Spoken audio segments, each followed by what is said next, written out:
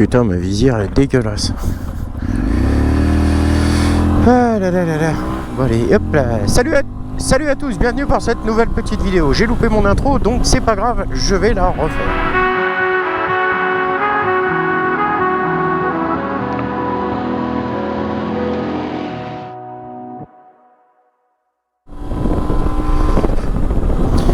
Salut à tous, bienvenue pour cette nouvelle petite vidéo. Aujourd'hui, je pars à Versailles où je vais me chercher un câble qui va me permettre de pouvoir brancher mon micro-casque sur mon PC. C'est un espèce d'adaptateur dont j'ai besoin. Et ce pourquoi je vais acheter ce câble? Pour la simple et bonne raison que je vais essayer de vous faire une autre vidéo sur le Tourist Trophy, le jeu, mais avec un son un peu plus sympa que la précédente. Il est vrai que j'ai réécouté et c'est pas folichon. Bon, j'en suis désolé. J'ai pas fait un truc au top niveau. Moi je vais à gauche. Que je peux récupérer? Non, je peux récupérer tout droit. Allez. Oh, pardon le feu. Oh là, bravo Alex. Donc, je vais chercher ce câble. Comme ça, je pourrais vous faire un opus numéro 2. Et puis, pourquoi pas, on essaiera de faire le tour du circuit complet de l'île de Man. Hein. Ça pourrait être sympa pour ceux qui n'ont jamais fait le tour. Ça permet de voir qu'il n'y a pas que les endroits qu'on voit à la télé. Il y a 60 bornes hein, quand même. C'est pas anodin. Enfin. Et puis je profite de cette petite vidéo pour faire un rappel essentiel d'une chose. C'est que les beaux jours arrivent, on va tous réenfourcher nos machines et reprofiter du beau temps, rouler et tout ça. Et il y a une règle essentielle que je voulais rappeler, une petite piqûre de rappel à tout le monde, concernant la sécurité et surtout si vous êtes témoin d'un accident. C'est pas le truc qu'on souhaite avoir, mais ça peut arriver. Si vous êtes témoin d'une chute, quelle que soit la gravité de la chute, bon, à part bien sûr si le pilote de la moto se relève instantanément, tout va bien. C'est une petite glissade sans importance, il n'y a pas de bobo à part un petit peu de carrosserie et de carénage rayé. Bon, rien de méchant, hein, vous voyez ce que je veux dire. Dans ces cas-là, pas de panique, en général le motard se gère de lui-même. Par contre, si dans un premier temps le motard ne se relève pas tout de suite, hein, qu'il reste au sol et que malgré le fait qu'il soit conscient et qu'il vous dise tout plein de choses, mais qu'il n'ait pas tout de suite la force, de par le choc, de se relever. Il y a quelques règles essentielles à respecter et qui sont néanmoins très importantes. Tout d'abord, il faut protéger les lieux. Ça, c'est le premier truc. Il faut immédiatement alerter les secours et secourir. À partir de ce moment-là, on peut commencer à faire les choses sérieusement. La personne, vous essayez de l'immobiliser dans la position dans laquelle elle est. Ne pas lui bouger la tête, ne pas lui enlever son casque. Ça, c'est les deux règles qui sont pour moi les plus fondamentales. En aucun cas, vous enlevez le casque à un motard après une chute. Ça, c'est la règle de base.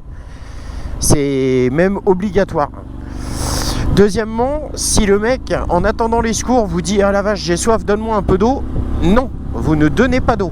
Alors pourquoi? Il y a des gens qui doivent le savoir, mais je vais quand même le dire. Pourquoi il ne faut surtout pas donner de flotte à un motard ou un accidenté quelconque, hein. Attention, hein, je parle de ça, mais ça peut être un choc en voiture aussi. On ne donne pas d'eau pour la simple et bonne raison que s'il est transporté d'urgence à l'hôpital et qu'il présente des lésions internes qui nécessitent une intervention chirurgicale sur le champ, plus la personne est à jeun, mieux c'est. Donc on ne donne rien, on ne fait rien ingérer. S'il doit prendre de l'eau, il les prendra à l'hôpital via les conseils d'un médecin et surtout le médecin qui dira bon, il n'y a pas de souci, machin, c'est bon, la personne peut boire, manger, il n'y a pas de problème. Donc en aucun cas on ne donne de l'eau, même si on croit bien faire, on ne fait pas bien. Et même si la personne a extrêmement soif, au contraire, ça peut être signe d'un trauma crânien ou autre qui peut faire que la personne ait des forts sentiments de soif ou de faim ou n'importe quoi. Donc impérativement, on ne donne rien. Si les températures sont comme à l'heure actuelle, c'est-à-dire pas chaudes mais pas fraîches non plus, enfin, essayez de couvrir un maximum, car quand on est immobile au sol, il fait froid. Donc essayez de couvrir la personne et surtout de lui parler. Lui parler, pourquoi? Pour qu'elle reste un maximum consciente. Pourquoi? Parce qu'une fois qu'on a subi un choc et qu'on se retrouve à terre, après la surprise du choc qu'on n'a pas spécialement assimilé tout de suite, on a... Toi, c'est des... Non, bon. On a le... Comment on appelle ? On redescend un peu, on réalise ce qui s'est passé. Et comme on est immobile par terre, on a des gens autour de soi. On réalise un peu ce qui vient de se passer. On a la peur qui vient. Et la peur, selon le seuil de certaines personnes, et puis selon la, entre guillemets, j'ai envie de dire, la gravité de l'accident, la personne, sous l'émotion, sous la peur, peut tourner de l'œil. Donc il faut absolument la garder consciente en lui parlant, en restant près d'elle, en la rassurant. Si vous voyez quelque chose de assez gore chez la personne que vous êtes en train de secourir, je veux parler par exemple d'une fracture ouverte, d'un truc, vous voyez du sang qui apparaît au niveau de sa jambe ou quoi que ce soit. Donc dans un premier temps, si vous en avez les compétences, essayez de faire un point de compression ou un garrot ou quoi que ce soit si vous voyez que c'est vraiment grave. Oui, j'ai dit un garrot parce que le garrot en secourisme est réautorisé depuis peu, mais il l'est. Donc si vous, alors, autre petit conseil, si vous effectuez un garrot, donc vous pouvez faire des garrots partout, sauf à la tête, hein, bien sûr. On ne fait pas de garrot au cou pour arrêter une hémorragie à la tête, hein, c'est une évidence. Mais bon, je préfère le rappeler. Allez, redevenons sérieux. Si vous faites un garrot, par exemple, la personne présente une hémorragie assez forte au niveau du mollet. Vous faites un garrot à peu près à mi-cuisse et vous notez l'heure à laquelle vous faites le garrot. C'est important. C'est-à-dire que quand le médecin va arriver, vous allez dire j'ai effectué un garrot à telle heure. C'est noté dessus, le mec le sait. Donc voilà, comme ça vous êtes tranquille. Bon, bref. Ça paraît con ce que je vous dis, mais c'est hyper important de savoir ce genre de règles essentielles. On devrait tous avoir un diplôme de secouriste qui nous permette d'intervenir. Ça peut sauver ça peut sauver. Donc voilà, et surtout, comme je vous dis, surtout, si vous voyez donc des choses un peu trash comme ça sur la personne, ou même si la moto du mec, elle est littéralement explosée, ne lui dites pas.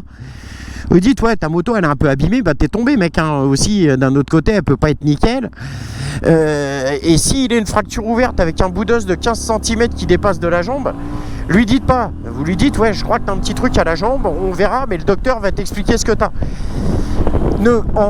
En gros, ne pas paniquer la victime. Ça, c'est, à mon sens, c'est la chose la plus importante qui est. C'est absolument la rassurer. La personne vient de subir un traumatisme lourd, elle a peur, qui qu'on soit. Hein, je peux vous dire, même des motards aguerris, on tombe, on a peur. C'est normal. Donc, c'est assez important de ça, et surtout, bien évidemment, après en ce qui concerne ça c'est les règles essentielles, mais regardez lui par exemple, son camion il a son haillon qui dépasse, il a rien qui indique que son haillon dépasse. C'est scandaleux, il est à hauteur de tête, hein. Vous imaginez les dégâts si on tape là-dedans, mon dieu. Bref, autre chose aussi, bien vérifier bien sûr si la moto est éteinte. Enfin il y a tout un tas de petites règles essentielles à faire qui font que vous allez protéger le lieu, surtout rapidement appeler les secours pour venir en secours à la personne, et bien évidemment secourir la personne tout de suite et lui porter assistance, car c'est très important. Sachez que si vous faites mais que vous ne savez pas faire, vous vous ferez engueuler, mais on ne pourra pas vous reprocher d'avoir essayé de faire quelque chose. On est d'accord. Maintenant, si vous ne savez pas et que vous ne faites pas, c'est un non-assistance à personne en danger ou en détresse, et ça c'est passible d'une lourde amende. Et si la personne est amenée à s'en aller, c'est passible d'une peine de prison. C'est-à-dire que si on est en mesure de prouver que vous étiez le premier sur le lieu et que vous n'avez rien fait, c'est lourd de conséquences.